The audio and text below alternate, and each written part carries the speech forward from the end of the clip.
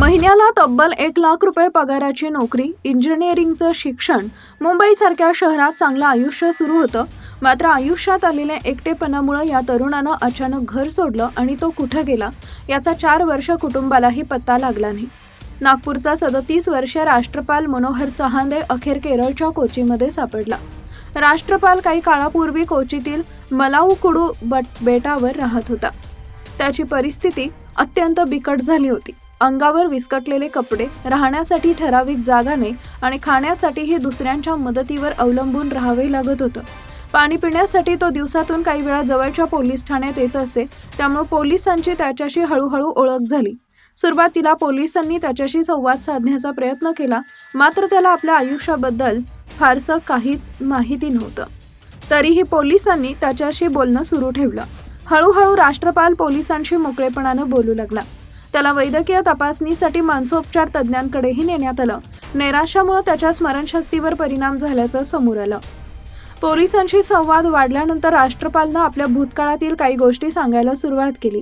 त्यानं अहिल्यानगरमधील विखे पाटील अभियांत्रिकी महाविद्यालयातून शिक्षण घेतल्याचं सांगितलं. शिक्षण पूर्ण केल्यानंतर त्याला मुंबईतील महिंद्रा अँड महिंद्रा कंपनीत नोकरी मिळाली होती. विशेष म्हणजे त्याला या नोकरीत दरमहा जवळपास 1,00,000 रुपये पगार मिळत होता. मात्र आयुष्यातील काही महत्त्वाची माणसं गमावल्यानंतर त्याच्यावर एकटेपणाचा मोठा परिणाम झाला.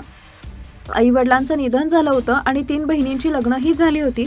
त्यामुळे तो हळूहळू एकटा पडत गेला. याच काळात त्याची मानसिक अवस्था खालावत गेली आणि अखेर 2022 मध्ये त्यानं घर सोडण्याचा निर्णय घेतला. घर सोडल्यानंतर राष्ट्रपाल दक्षिण भारतात गेला. तामिळनाडूमधील वेगवेगळ्या ठिकाणी तो फिरत राहिला. त्यानंतर तो केरळमध्ये पोहोचला. अशा प्रकारे तब्बल 4 वर्ष त्याचा ठाव ठिकाणा कुटुंबियांना समजला नाही. यावर्षी जुलै महिन्यात तो कोचीमध्ये पोहोचला आणि मलाउकुडू परिसरात राहू लागला. इंग्रजी बोलायच्या आणि स्वतःची ओळख सांगता येत नव्हती. राष्ट्रपाल अस्सल खलीत इंग्रजी बोलत असल्याचं पोलिसांच्या लक्षात आलं.